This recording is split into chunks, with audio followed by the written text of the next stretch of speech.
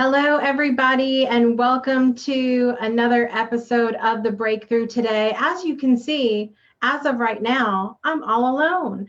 But welcome, everyone. Come on in, join us.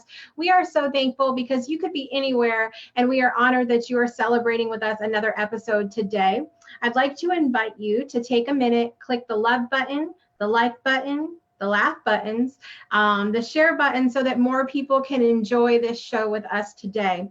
My name is Jessica Dugas. I'm an intuitive mentor and energy healer. And as you can tell, my partner and co-host isn't with us today. We are sending positive vibes to my partner, Donna Brown, who her little Oak Island off of North Carolina is behind right underneath Florence today.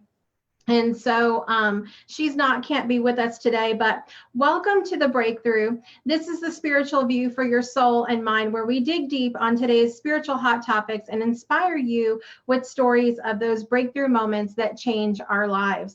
So Donna is doing well, holding up well under the storm today, but we have another spectacular show for you today. Our guest is a good friend of mine and someone who has had such a huge impact on both my life and the lives of everyone in my household. Shoshana Chaim is here today, and she is a health and wellness coach and consultant and expert, and she's amazing. And she is going to be sharing with us her experience with PTSD in her life.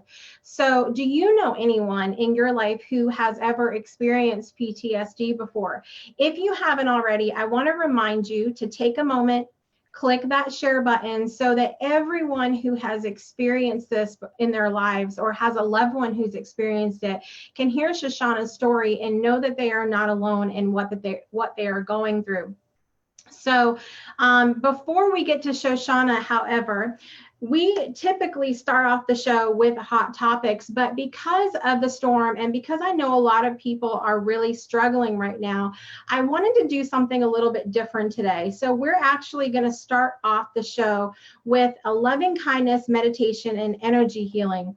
So to help me with that, to bring our panelists on the show today, I'm going to bring on our panelists now. First up, we have Heather Clark, who's joining us. She's our declutter coach and consultant, helping us to make room in our lives for these fabulous breakthrough moments.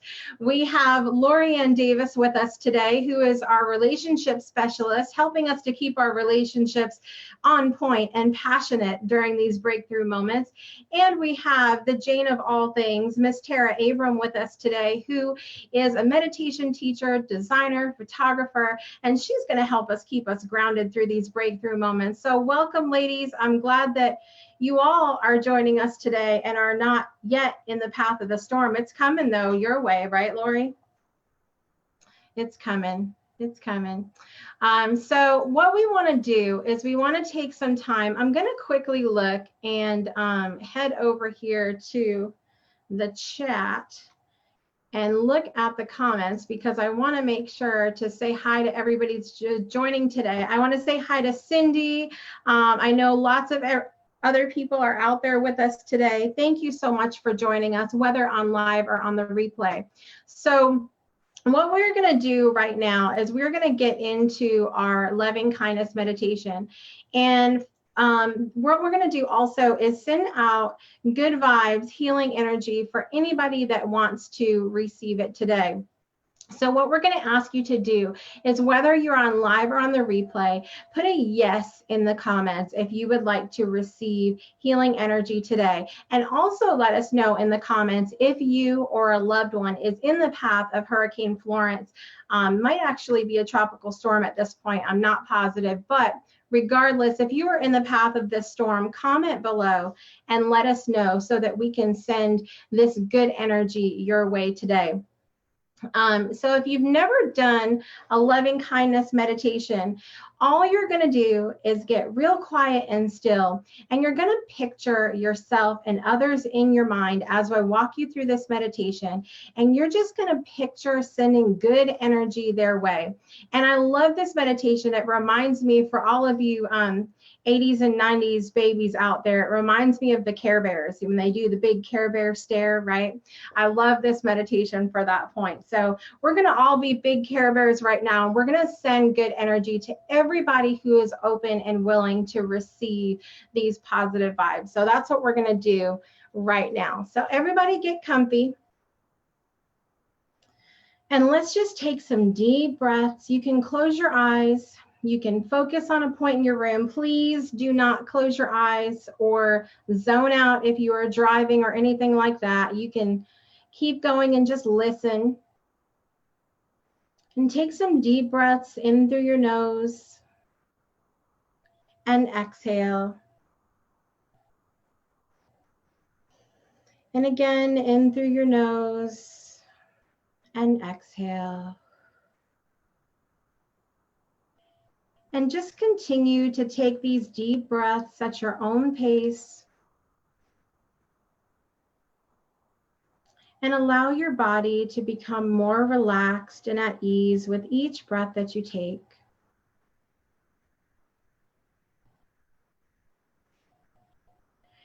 And as you continue to take these breaths, on your inhale, imagine your body filling up with a beautiful pink light on each inhale.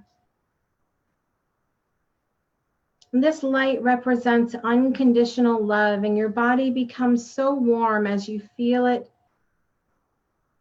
all throughout your body.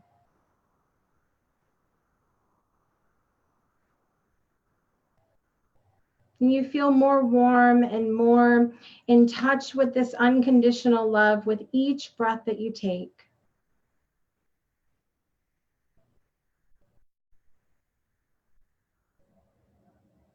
Notice how good it feels to have your whole being filled with this unconditional love.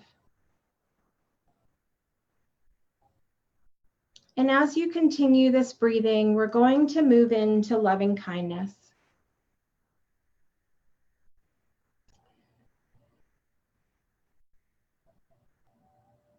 If it's helpful for you, you can also put your hands over your heart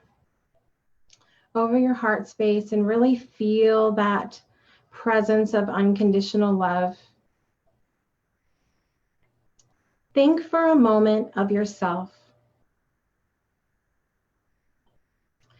And as you picture yourself in your mind, direct your energy inward as you say these phrases out loud. May I be happy. May I be healthy. May I be peaceful. May I be safe. And take a deep breath in through your nose and exhale.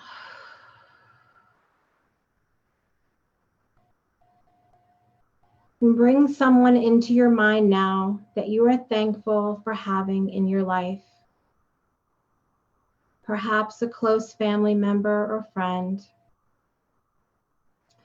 And as you picture them in your mind, direct your energy toward that person as you say these phrases out loud. May you be happy. May you be healthy. May you be peaceful. May you be safe. And take a deep breath in through your nose and exhale.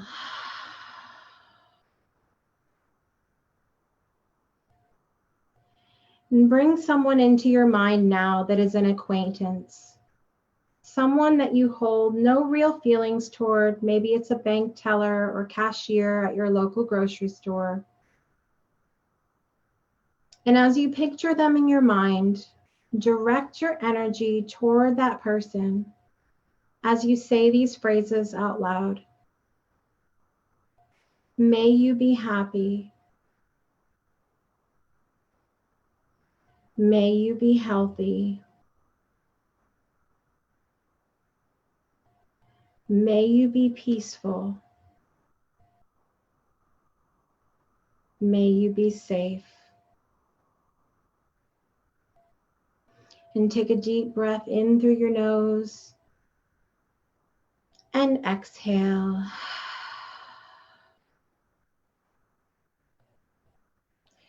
Bring someone into your mind now that is a difficult person in your life. Maybe it's an enemy, maybe someone you've just had trouble with in the past. And as you picture them in your mind, direct your energy toward this person as you say these phrases out loud. May you be happy. May you be healthy.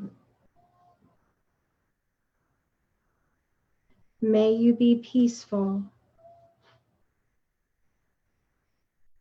May you be safe. And take a deep breath in through your nose and exhale. Now bring the whole world into focus into your mind. And as you picture the world in your mind, direct your energy toward everyone, everywhere, as you say these phrases out loud. May all beings everywhere be happy. May all beings everywhere be healthy. May all beings everywhere be peaceful. May all beings everywhere be safe. Take a deep breath in through your nose and exhale. And just take a moment in this space to allow this unconditional love to continue to flow wherever it's most needed.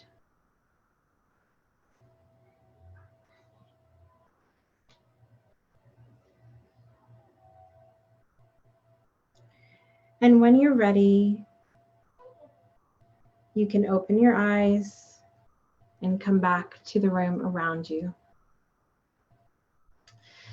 If you were open to receive this energy today, comment below, let us know how you're feeling, and know that our thoughts, prayers, good wishes, and good vibes are going to everybody in the path of Hurricane Florence and to everyone who needs that extra love right now, that Care Bear stare. Does anybody else, am I the only one that sees the Care Bears? I see the Care Bears every time.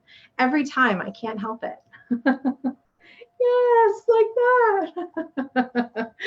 All right. So how are you ladies feeling? Let's chat for just a moment before we bring our guest on today. How's everybody else doing today?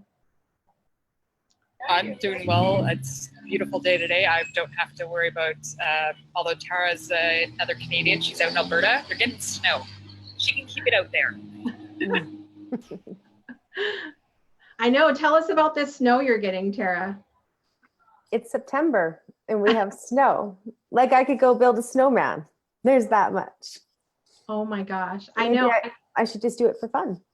You should. I told them, I showed my kids the picture and they were like, Mom, we never get snow here. And I'm like, well, look, it could be September and snowing. How's everything going in your neck of the woods so far, Lori? I know you're expecting the storm to come through at some point. Yeah, we're starting to get some gusts. I just noticed on the Facebook page for our neighborhood, already a big chunk of somebody's tree is down, and we just started getting some gusts.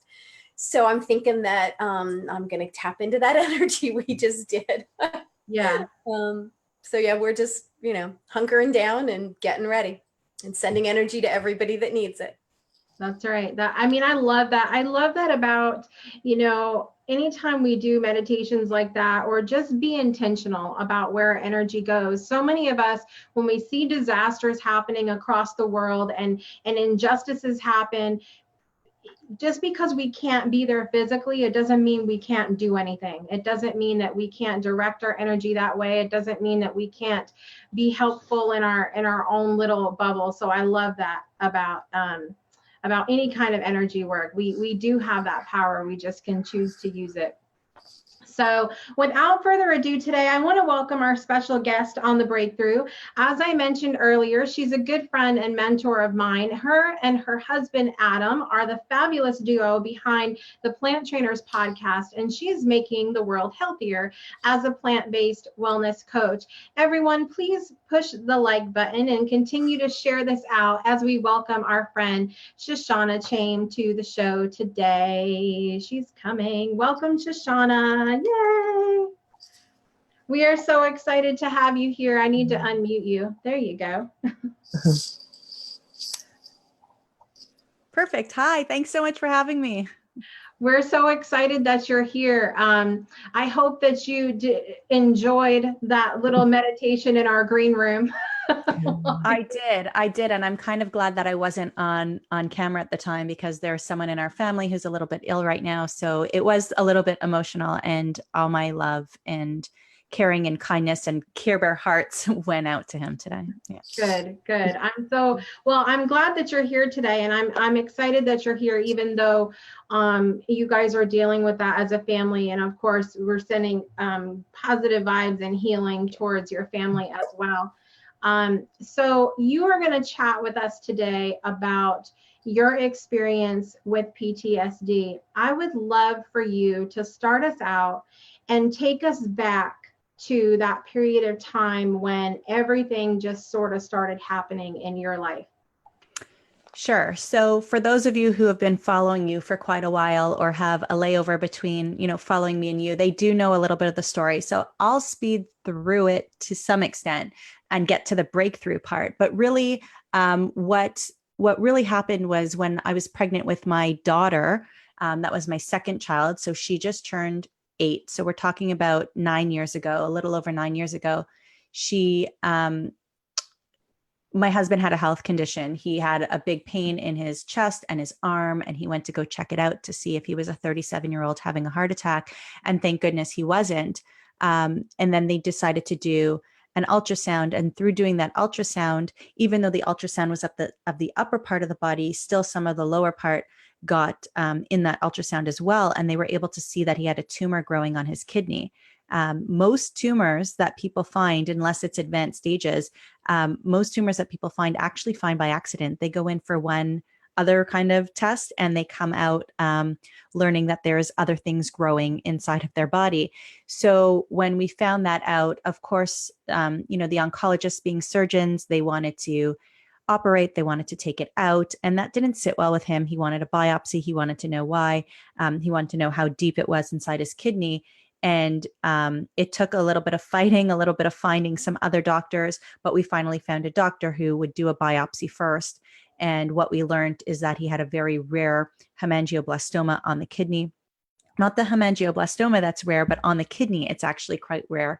And a lot of people who have that, they get a disease called VHL or Van Hippel-Lindau syndrome, which is basically little tumors all down your central nervous system. So from your brain all the way down your spine, and nobody's lived past 40 with it.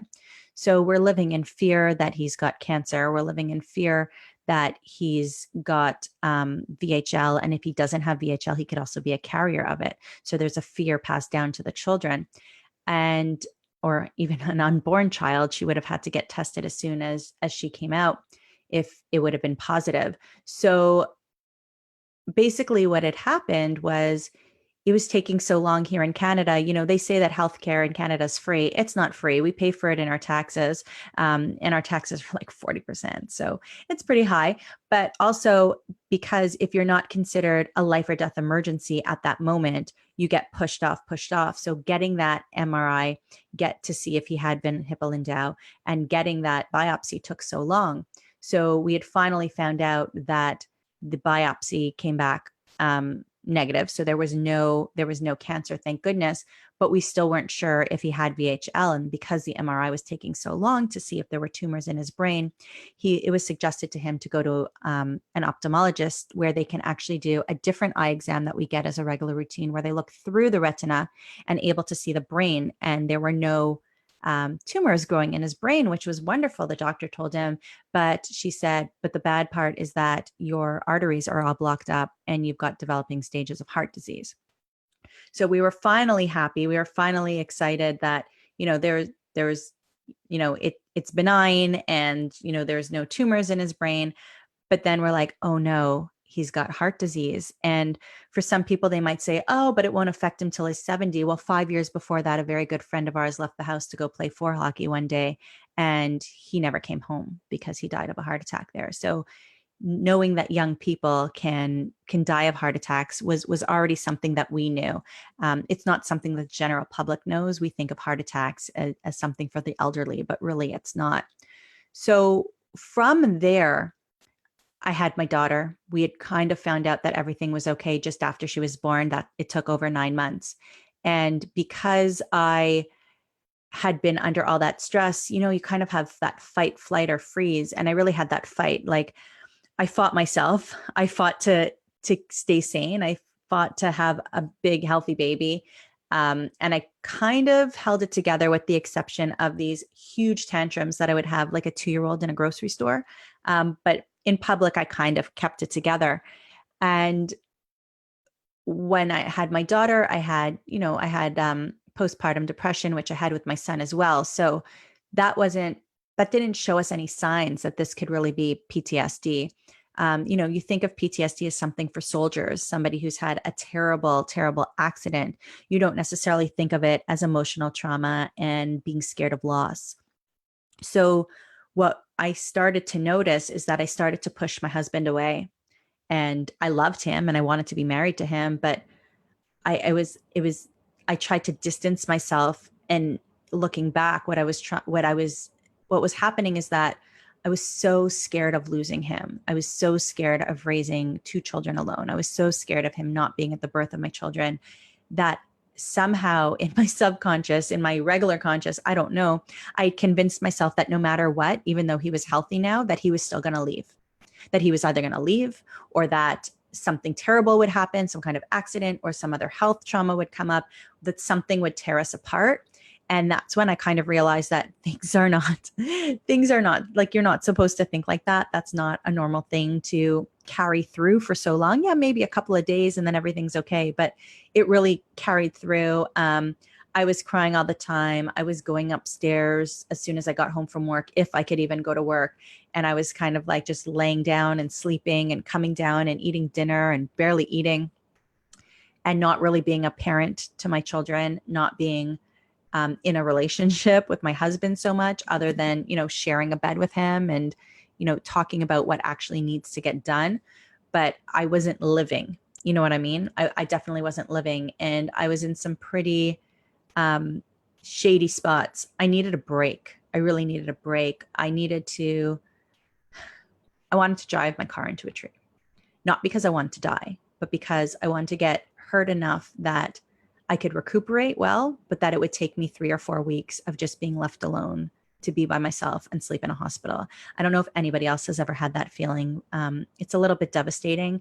It's, I don't know if humbling is the right word, but it's definitely uncomfortable saying here on television or Facebook-a-vision being broadcast out. But I just want people to know that if they've ever felt that way, that it's not just them.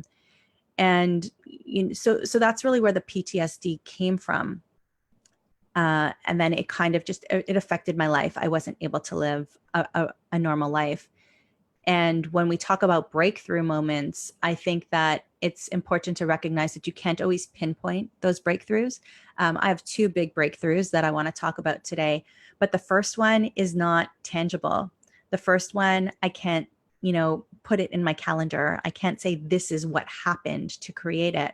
But at one point, and this is a quote that I use a lot when I speak corporately, when I speak internationally about, plant-based wellness or overall wellness, is that you can't take care of your other people. You can't take care of the people that you love until you take care of yourself.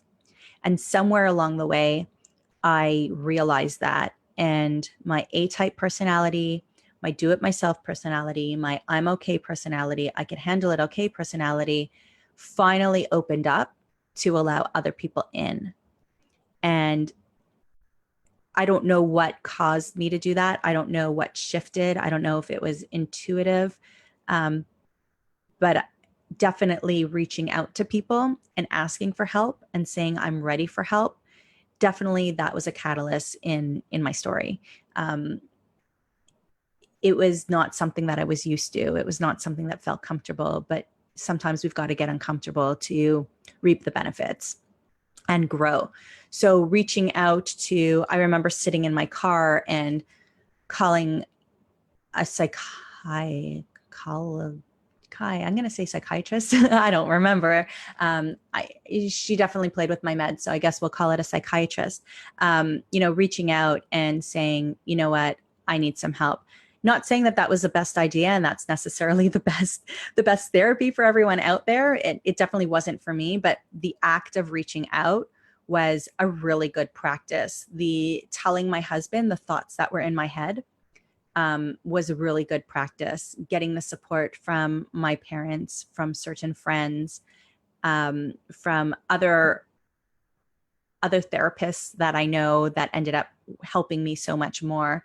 That was pivotal because that gave me all that practice. Reaching out to all those other people allowed me to bring my NLP therapist, my NLP specialist into my life, our good friend Brad. And that is my second breakthrough when I had my sessions with him, actually one session in particular. Do you want me to keep talking or do you guys interrupt, or what do you want to do? No, I love listening about this because you and I have very, very similar stories to how kind of that stuff has played out in our lives. But I would love to hear more about, kind of your other breakthrough moment, of course, as well, not just the reaching out part, but also bring us into too, how you're dealing with that now, like what things look like for you now as well. Okay, sure. So then I'll continue the story. So I guess the first point is that, a breakthrough, if you're a person out there watching or listening and you haven't been struck by lightning and you haven't seen the rainbow, that doesn't mean that you're not having a breakthrough. There's not necessarily going to be a clear sign. Sometimes it's just going to be a thought in your head of something that you need to do. And when you follow through with it, you could then see those steps that bring you to the point where, I'm at today. So working with Brad, basically what he did is he actually confirmed that it was PTSD, because to that point, I didn't even know that it was PTSD, but having had the experience that he's had in training and knowing how soldiers respond to certain techniques when they have PTSD, I responded the exact same way. So in my living room, being brought back to that moment and my subconscious guided me, being brought back to that moment where I actually had that first tantrum on my bed, pregnant, I was in my parents' house. So I was visiting Montreal. I'm in Toronto now. I was visiting my parents' house. It was wasn't my childhood bed. They finally got a double bed once I moved out. But, in my childhood room, kicking and screaming and hyperventilating and saying the most ridiculous things that didn't make sense inside my heart, but that somehow my mind wanted to say. So it brought me back there, and I was able to tune it up and tune it down, like some kind of radio frequency. And I took a walk around and I saw myself in different states. And, I had started medication again just a week before, but that time after working with him, he's not allowed to talk about medication with me, but I was under the impression that had I come off the medication that day or started to wean off that day, I would have been A-okay. I stayed on a little bit longer, and, I've been medication free for 3 years, and that's huge. So that is a huge breakthrough. And I always say that he's the reason why I'm sitting here right now. Had I stayed the way that I was, I would have been living in a dark room or living in an asylum or, hospitalized or something. I don't know where I would be right now, but I could not have continued to live and set an example for my children and be a loving partner in a relationship. I couldn't be all those things, and helping so many people. I couldn't be all those things without that experience. And, today I say I thrive with PTSD. It's always going to be part of me. There are definitely times where I feel more stressed than others, times where I feel a bit more anxiety or not so much depression. Don't get depression anymore. But, I've been on edge in the last 3 years, but I've really honed in on what helps me, what my core needs are, what my needs are. And when I follow my 5 pillars, I don't think I get any more stress these days than any regular person, maybe even less. So what I experience now is just real life, and I'm thriving in it. And my core, my core needs is the food that I'm putting into my body, because I only get one Ferrari and I'm going to keep it in good shape. The movement that I do with my body, the people that I surround myself with, the way I take care of my mind and connect spiritually. And I've also realized, in terms of reaching out to other people and asking for help, I've also realized that sometimes we need supplements. Sometimes we need herbs. Sometimes we need oils. Sometimes we need extra doses of certain vitamins or minerals or other things that our body needs to be able to thrive. And sometimes food can't fix everything if the body is not fixed and the body can't accept it. And has been pivotal in my business, in my personal life, in the way that I interact with friends and talk about food and health as well. I love, like I said, I love the synchronicities in our stories. And I know you and I have talked before about, I mean, we were supposed to meet up at some point, just because everything is just, it's crazy how many things are there that are the same. And this is a question that I've asked many different people before, because I had a great conversation with my friend Effie. Shout out to Effie if you're watching. But he and I had both gone through struggles growing up with different things. And we were both talking about how, some people that have gone through similar struggles, haven't made it. They haven't pushed through. They haven't made those choices. Do you feel like there's anything different that you do, or about you, maybe about your determination and your internal things that you have going on that has really pushed you to not run your car into a tree, to not go that extra thing? What do you think it is about you that keeps you going? So first of all, I want to just say that I never come from a place of judgment for other people that haven't been able to push through the way that I have. It's not easy. It is not easy. Not everybody has the support system. Not everybody has the tools. Not everybody has more of a creative, intuitive, or spiritual mind. Some people stay very science and fact driven. I'm a very practical person. I'm a person who's lived in fear a lot in my life. And sometimes that has done me some good, right? Done me some good. And, if I drive myself into the tree, then how is that going to affect my children? How is that going to affect, my son? What if it doesn't go the way that I want it to, then what? How does that affect Adam? How does that affect my parents? What's the ripple effect there? And then also, being a kindergarten teacher for so long before I got into, health and wellness, although I kind of think they kind of overlap a lot. It was definitely, definitely looking at how to solve problems, right? Like, this child has this issue.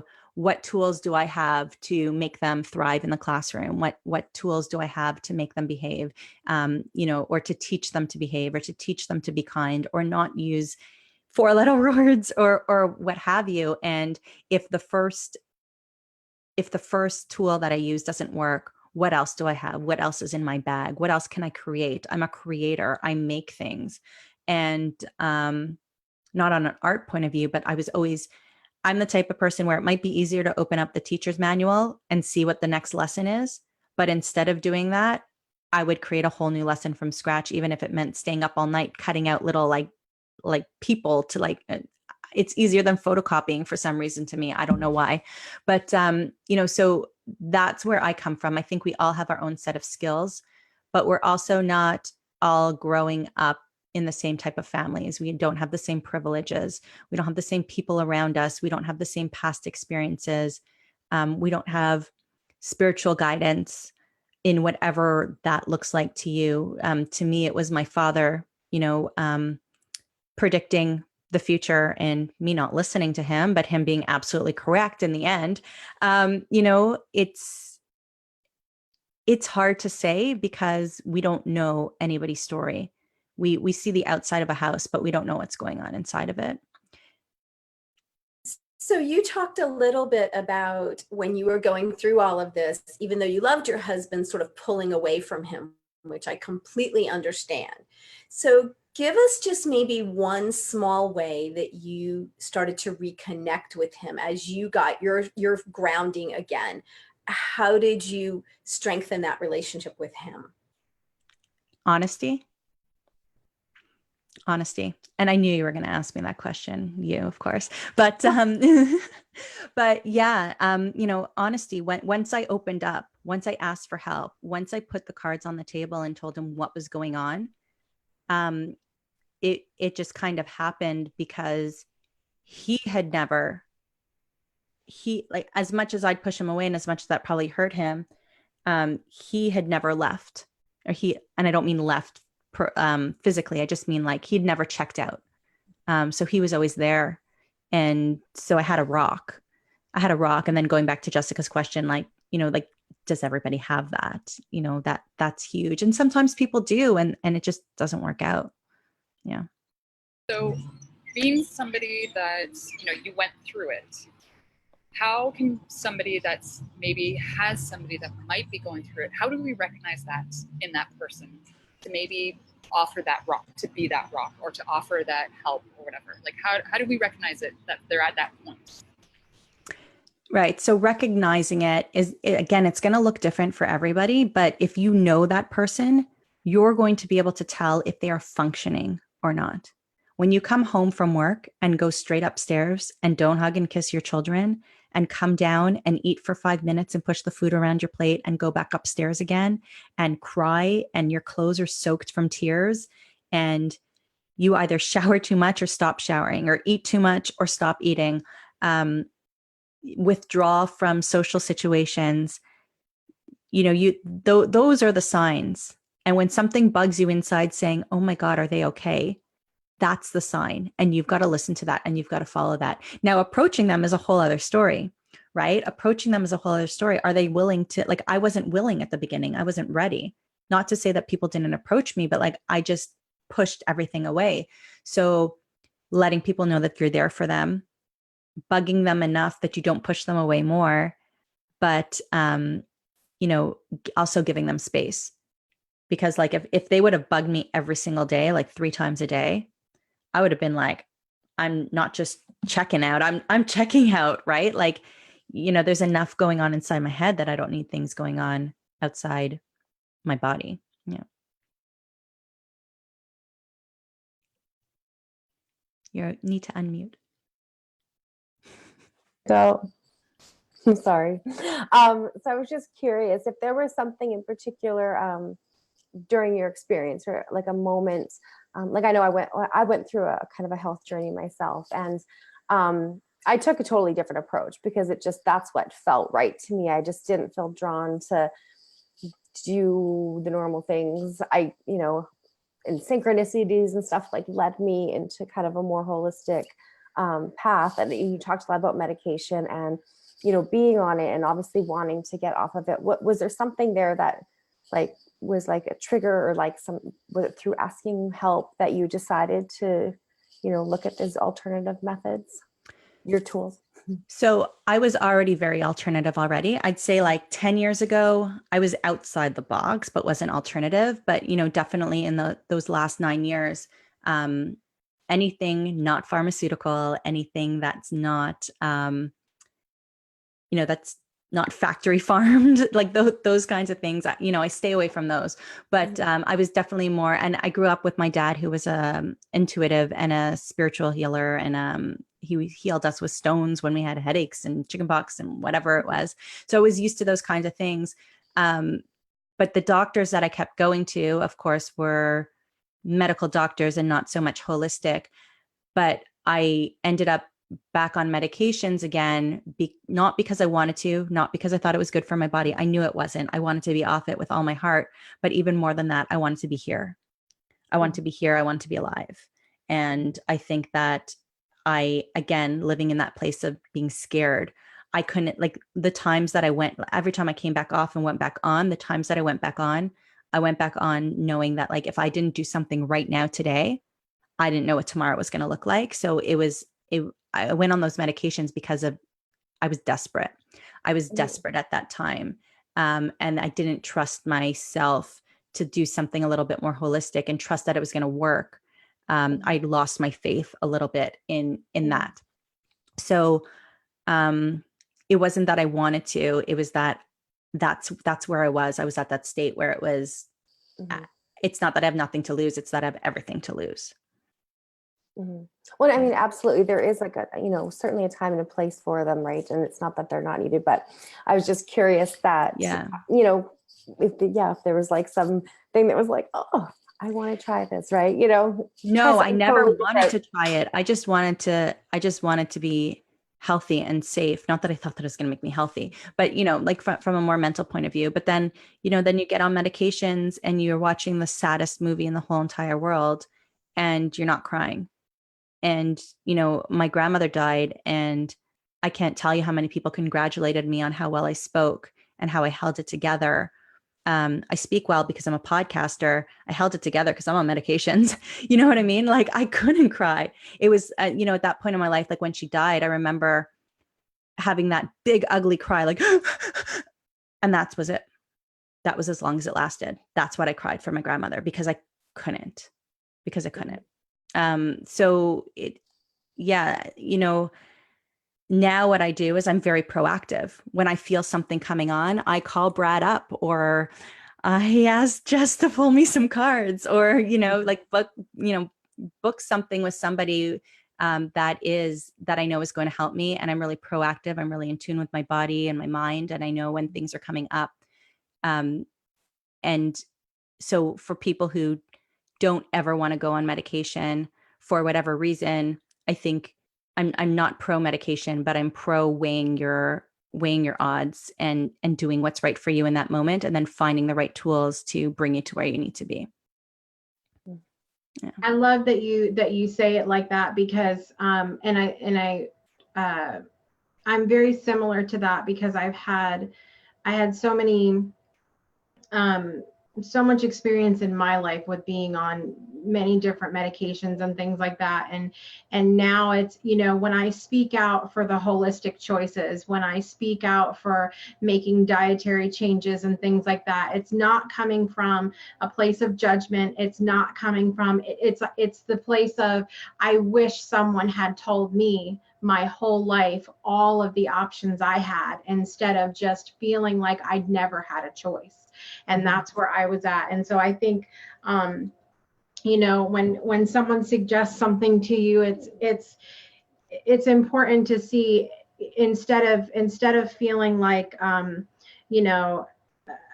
they're trying to preach something on me or something like that. It's important to just feel like, hey, I have more choices now. I have another choice I can possibly make for myself, So we're coming up to the end of our time, Shoshana, but I think so many people can relate to your story, and I would love for you to give a final thought to anybody who may be dealing with this right now, something that they can take with them, a good thought, something that they can try or do, or a direction to go. What do you have to say to anybody who's dealing with this in their life right now? So I just want to reiterate that it looks different to all of us all the time, and our breakthroughs and our messages come in different forms. So just be very high alert and look for them. But what I wanted to say, and I'll end with that because I kind of wanted to say it, and then you're like, oh, we're running out of time, is that everybody's body is going to react differently to different methods, to different medications, alternative medications, or holistic practices. Because we've all got different bodies, we've all got different DNA, but we've also all grown up a lot differently. So I grew up with really ill gut health, which I didn't know. I had ear infections once or twice a month from the time that I was 3 weeks until I was over 20. I remember being in my first year teaching and have double perforated eardrums. People who are 23 do not have double perforated eardrums. You're supposed to grow out of that by then. But because I grew up, maybe it was the dairy products, maybe it didn't work for me because once I stopped having dairy, stopped having ear infections. But because I was on medications all the time, because of what that did to my body and destroyed my body, I don't respond to medications the same way as other people. I don't respond to herbs the same way as other people. We're all going to react in different ways. So my story is my story. And I wish everybody the best of luck in their journey and their story. And I'm more than happy to speak to people individually about it. But when it comes down to it, your gut health, the foods that you put into the body, the way that you move, the people who you surround yourself with, the way that you have stress release techniques and grow your mind, and looking for what you're deficient in and supplementing there is just huge. And that's something that everybody can take away. I love that. Awesome. I'm so thankful for you sharing your story today, Shoshana. It's always good to talk to you. And you can let everybody know that in the description of the video, whether you're watching on Facebook or on YouTube, all of Shoshana's links are there. She has amazing podcast episodes. I think it's episode 221. That's the best one. That's when I was on her show. No, but her show is amazing. She has awesome people on there. She has great resources on her website, recipes, lots of fun stuff. And she also has a cookbook out for, not a cookbook, an activity book for kids. You want to tell everybody briefly about that? Because the link for that's in the description too. Sure. We're really proud of our Yummy Foods activity book for kids, where basically we've taken all those activities that kids like to do, crossword puzzles, word searches, fill in the blanks, and all of those fun activities. And we've paired it with a learning experience so that they're learning more about food. They're learning about food literacy and where the food comes from, how to respect food, how to use food, new recipes for kids to try on their own at the end. And it keeps them occupied, it keeps them busy, and it keeps us all learning so that they can just grow up a little bit healthier and happier than we have. Awesome. And yeah, it's awesome. All of my kids from 2 through 17 have used the book and enjoy using it together. So it's good for everybody. So make sure you guys check that out too. Shoshana, thank you again so much for joining us today. And we hope you'll come back maybe next season and chat with us some more. Thanks so much for having me. Thank you. All right, so ladies, I know we lost Lori there. Lori, as we mentioned, is she's inland in North Carolina, and I know that the storm outer bands were starting to head her way. So Lori, we are thinking of you and hope that everything is okay with you, and we will see Lori the next time she is on. But what do you guys think of Shoshana's story? What are some of your takeaways? Well, for me, it was looking at like some of her story, like after the kids and after that and stuff like that, and just how hard that could have been for everyone had, she not had her rock, had she hit that tree, had she done certain things or whatever, and just seeing how strong she was and how, like she was saying, some people don't get through this, but she was able to because she had her rock, because she had that support, because she had whatever, and just how important it is to either find that support or to be that support for somebody. Like that part really hit home for me. I love that. I agree. What about you, Tara? Yeah, I loved when she talked about I had two different thoughts now. I'm like, which one do I want to talk about?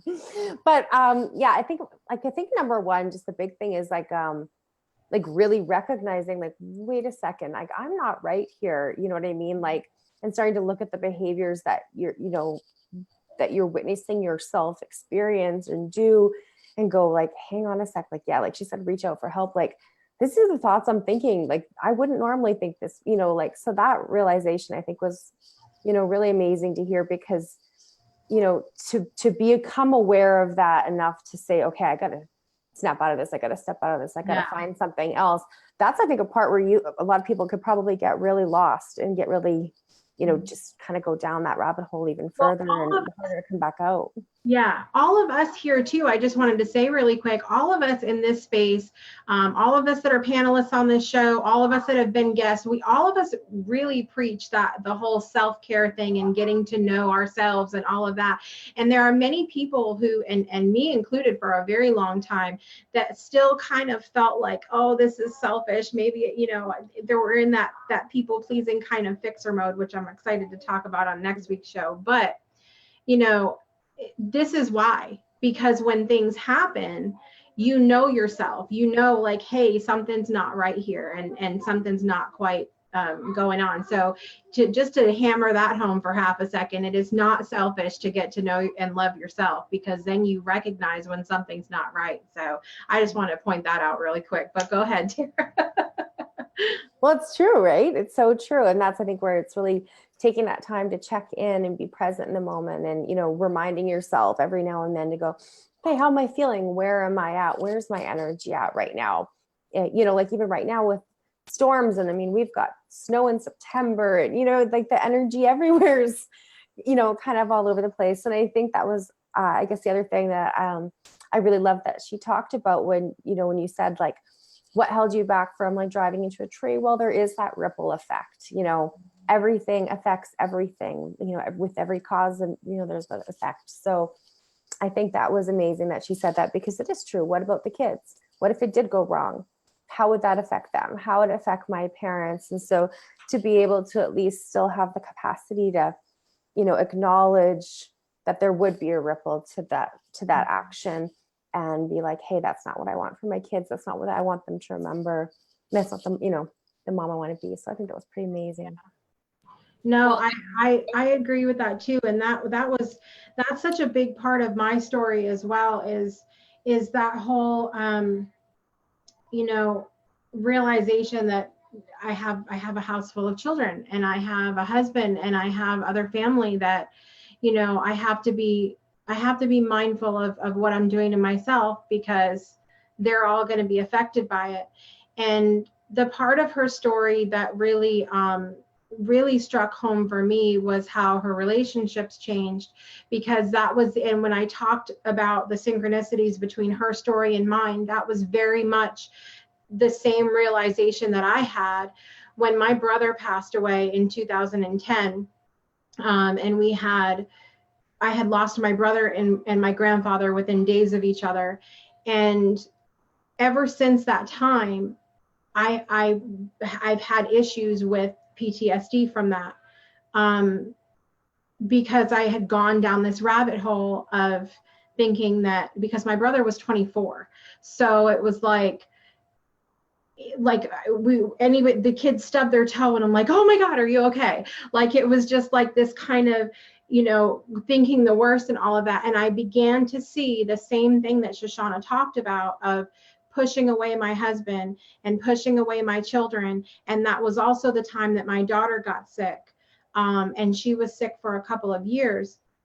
And so I just found myself in that same space of pushing them away and pushing them away and pushing them away, because I was like, they're being afraid of them leaving and going anyway. And I just didn't want to be close to them. And so that was also for me one of those moments where I was like, something's not quite right here, and something has to be rectified as far as that's concerned. Because like you said, Tara, everything has a ripple effect. And I knew that if we didn't try to be honest with my husband, just like Shoshana talked about, and also honest with my children to a degree too, about what I was dealing with and what's been going on. And our relationships, I feel like, have all been stronger since then. So I think I love that, how she talked about being honest with your partner, putting it on the table, that what you're dealing with, because I know if Lori was here, she would say this as well. So I'll put a little plug in for Lori, but we can't expect our partners or our children or anybody in our lives to know what we're going through if we don't say something. We think sometimes, I think, oh, we're married, they should be able to read our minds completely. That's not how it works. We have to speak up for ourselves. So that was a big a big thing as well. Do either of you guys have anything that maybe you guys could share with someone who maybe is in a place of stress or dealing with PTSD, or I know Heather is always talking about getting rid of stuff because she's our declutter expert, but maybe I know that Heather, you're always talking about doing brain dumps and things like that, and that may help people get things out. If you want to share with everybody just for a moment about what that looks like and how they could do that. Yeah, so like even I do them still myself and stuff like that. There's times where like just recently, like when you go through those stressful times where you're going through those, like you can't even add 1 + 1. Like you are just to that point because there's so much going on in your brain. I literally say, dump it out on a piece of paper, pen to paper. It has to be pen to paper, not on your computer, not on whatever, because there's that psychological thing that happens when you do the pen to paper or pencil to paper. And just getting every thought out, whether it's somebody cut me off this morning, whether it's I got, whatever, whether it's good, whether it's bad, don't take any judgment to what's coming out onto your pen. Just keep writing and it gets it out. There's something so so relieving about that, because the fact that you now have it tangible in front of you now. Now you can make sense to it. So then you can look at it and go, okay, what can I change? Okay, so I'm going to highlight those things that I can change. The things I can't change right now, I'm going to cross off because I can't change them. They happened. Somebody cut me off this morning. Okay, can I change that now? No. Cross it off. Get it out of your mind. It is a thought that is done. So it's just those tangible things of pen to paper, pencil to paper, of getting those thoughts out and then crossing out the ones that you cannot change, because guess what? You can't change everything. I'm sorry, people pleasers. I'm sorry. We can't always, as much as we want to, we can't. So we need to understand those are the things we can't change. Well, what can I change and when can I change that? And then who do I need to seek help for with these things? Like, okay, if I want to change my diet because I didn't eat healthy this morning, who can I go talk to? If I want to change, my space that is, cluttered, who do I go talk to? Wherever you are. Exactly, wherever you are in the street. Heather is. But that's the thing, like there's different things. There's always somebody you can go to and to ask. But the problem is if you don't know and you don't have that organization or that, even like I said, those moments where you can even say what 1 + 1 is, do the mind up. Just unapologetically get everything out. Yeah, I love that. Tara, give us your best meditation tip or something that somebody can do while they're stressing out. They're stressed out. Well, I think first of all, remember to be kind to yourself, because when you are going through situations, we are our own worst critics. We're always hard on ourselves, and to be present in that moment and be like, okay, yeah, maybe this isn't going right. And maybe this isn't wonderful. And maybe I feel fabulous, but it can only go up from here. And what Heather said is great. Doing those brain dumps is fantastic. And I don't know about everybody else watching, but I think at the beginning when Jessica led us through that beautiful meditation, I think we could all feel afterwards that sense of just peacefulness and that calmness and that grounded, feeling. So I encourage you, just take the time to do it. Just a few minutes of that breath, because it'll really help you to center yourself and check in and go, okay, this is what I'm feeling right now. And I think everybody needs to remember, we have emotions in our body for a reason. It's to check in, to feel where we're at. And too often we get clenched up and we hold on to that energy, and we don't want to hold on to that energy. We need to allow that energy to feel through or move through. Crying is cleansing. Let the tears come, because now you've moved that energy, and we can, get it out, right? Versus holding it on, because then that's where you start to experience that, dis-ease within the body when that energy gets lodged in places. So, focusing on your breath, following your breath, a simple count from 1 to 10, it's really beneficial for our overall health and well-being. I love it. I love it. So much goodness out of this show today, you guys.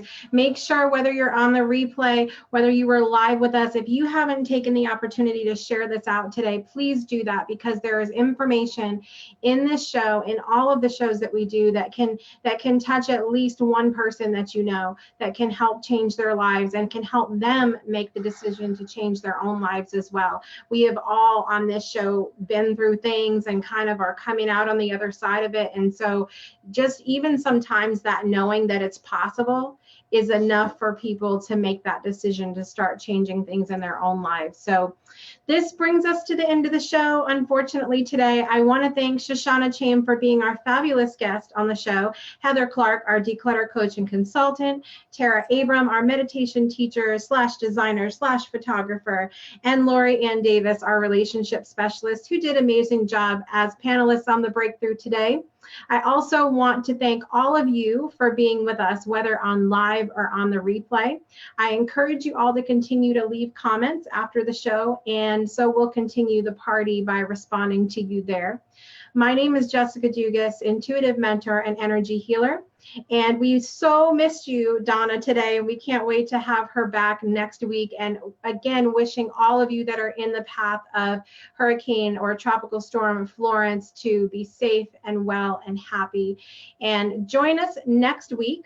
We will have the amazing Genevieve Kahn on. She's an abundance coach, and she's going to be sharing with us about her breakthrough moment with releasing permission in her life. So this is what I was talking about. It's going to be an amazing episode for those of us who are fixers and people pleasers. So be sure to tune in. And until then, we will look forward to seeing you next week, same time, same place, 12 p.m. Central, 1 p.m. Eastern. And thank you for watching The Breakthrough. See you next time.